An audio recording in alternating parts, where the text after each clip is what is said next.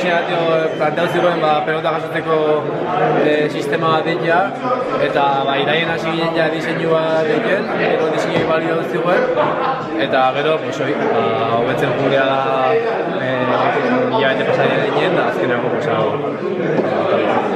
Zer zaitasun izan dituzue?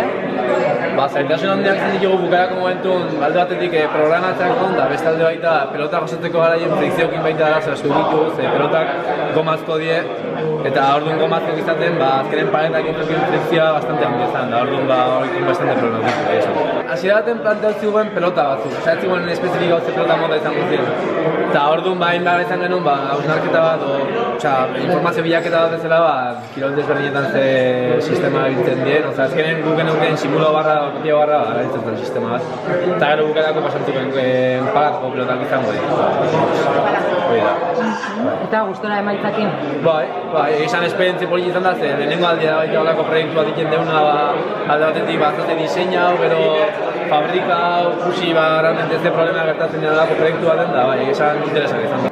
Baita zuze diferente izan da, behaiek realidadea gertuatzen da entoz erakutsi dugu, azkenen guk guain hartin ditugun proiektu bai izan dira erraixago simple dut, eta hemen pertsonakin relazionatzen, o alde batetik suministradorek, o beste alako gauzak, pedido kitien, alako gauzak etxen erakutsi zidu eta esan bari. Prozesu oso bat, Prozesu oso bat, azkenen bai.